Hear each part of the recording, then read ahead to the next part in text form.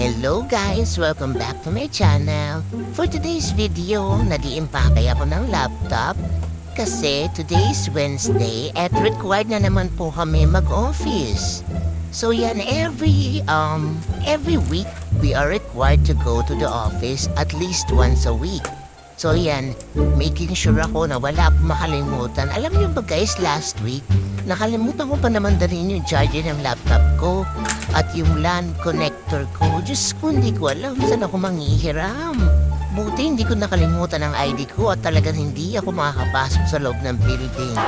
Ay, ewan ko ba. So yan, talagang hinahanda ko lahat ng mga dadalhin ko at tinitingnan ko sa isa kung may nakalimutan ba ako.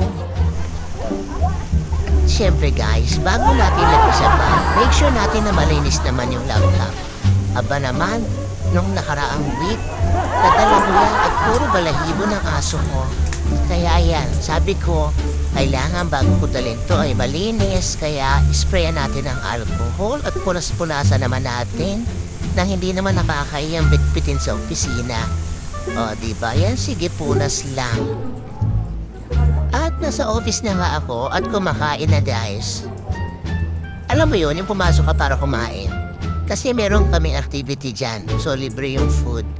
At kumakain pa rin ako guys. Parang wala na akong ginawa kundi kumain.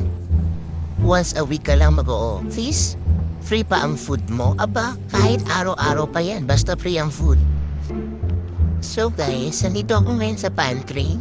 Pakita ko sa inyo yung pantry na. So yan yung itsura ng pantry namin dito sa office. And then yung mga locker. Yeah. So, mga table with microwave. So guys, kakatapos ko lang kumain ng free meal namin ngayon. May natira pa akong food. Mamaya na lang yun. Busog na ako. So yan, ano lang ako ng konti. Nag-refresh na lang ng konti for today's video.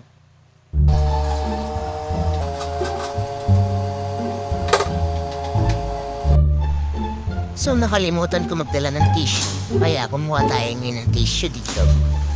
Yeah, let's go.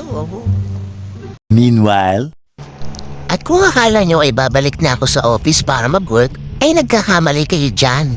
Kasi umakyat pa ako sa 9th floor para kumuha ng coffee. Pero alam nyo guys, nakakamiss din kasi na mag-work sa office. Kasi kung lagi kang nasa bahay, parang ang tamlay mo at wala kang ibang kausap. Pero pag nasa office ka, nandiyan yung mga kasamahan mo, nakakabiruan, nakakachismisan. Kaya enjoy din naman kahit once a week lang mag-office. Siyempre, minsan makipag-socialize din tayo, di ba? So, yun lang guys. Babalik na ako sa trabaho. And thank you so much for watching my videos. Till next time, goodbye!